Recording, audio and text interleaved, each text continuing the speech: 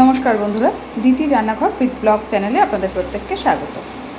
দেখুন, আজকে আর একটা নতুন রান্না নিয়ে চলে এসেছি। আজকে রান্না করব 5 ফোড়নে বোয়াল। তো চলুন আজকের রান্না শুরু করি। তো দেখুন বন্ধুরা, আমি গ্যাসের ফ্লেম অন করে কড়াই বসিয়ে দিয়েছি। এবার আমি কড়াইতে দিয়ে দিচ্ছি তেল।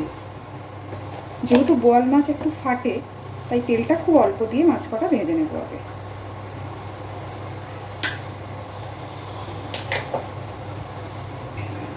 তেল খুব সুন্দর করে গরম হয়ে গেছে। তো এবার আমি মাছগুলো ভেজে নিচ্ছি।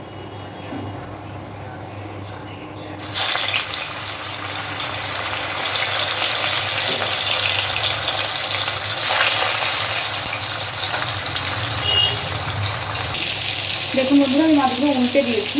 বোয়াল মাছটা ভীষণ ফাটছে, তাই জন্য একদম মিডিয়াম ফ্লেমে মাছগুলোকে ভেজে নিচ্ছি। দেখুন বন্ধুরা, মাছগুলো সব আমি ভেজে নিয়েছি। ওই তেলেই আমি আরেকটু তেল দিয়ে দিচ্ছি।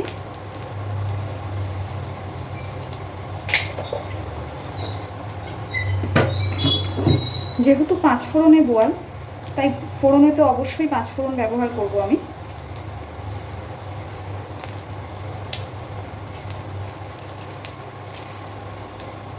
তেলটা খুব ভালোভাবে আগে একটু গরম করে নেব।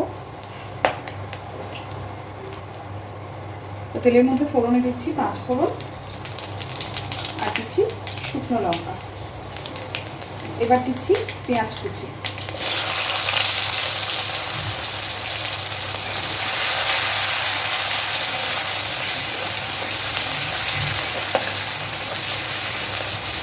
পেঁয়াজটাকে একটু হালকা স্বচ্ছ হওয়া পর্যন্ত ভেজে নেব, খুব বেশি লালচে করে ভাজবো না।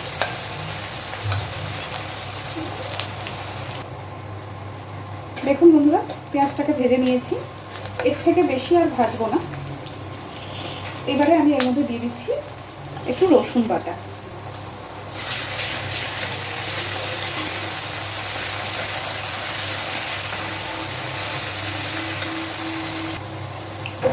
একই সাথে দিয়ে দিচ্ছি পরিমাণ মতন লঙ্কার গুঁড়ো,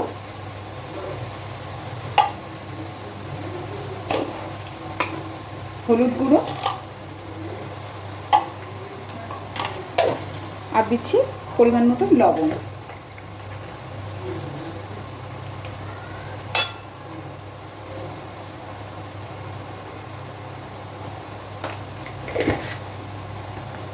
খুব ভালোভাবে এবার মশলাটাকে কষিয়ে নেব,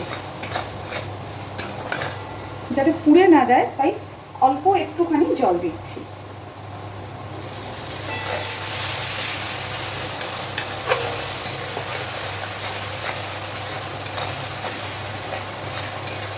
গ্যাসের ফ্লেমটা মিডিয়ামে রেখে মশলাটাকে একটু ভালোভাবে কষিয়ে নেব। এবার দেখুন বন্ধুরা, খুব ভালোভাবে মশলাটা কষানো হয়ে গেছে, মশলাটা দিয়ে পুরোপুরি তেল বেরিয়ে গেছে। এবার অল্প একটু জল দেবো।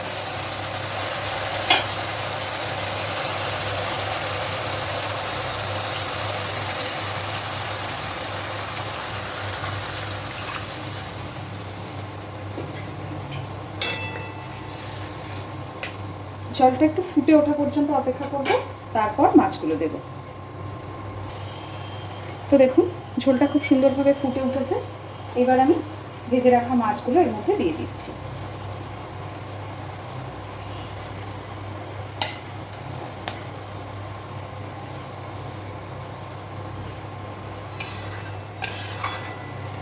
মাছগুলো দেওয়ার পরে মিনিট 5 খুব ভালোভাবে এটাকে ফুটিয়ে নেব।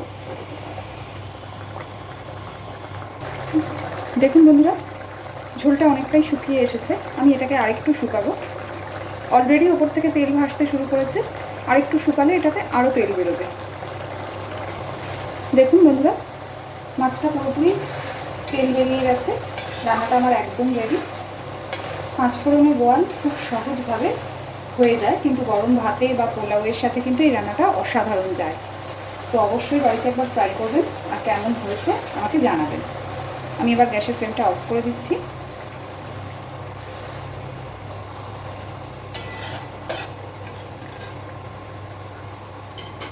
যদি এই রান্নাটা আপনাদের ভালো লেগে থাকে, তাহলে প্লিজ আমার চ্যানেলটাকে লাইক, শেয়ার এবং সাবস্ক্রাইব করে আমার পাশে থাকবেন। ধন্যবাদ।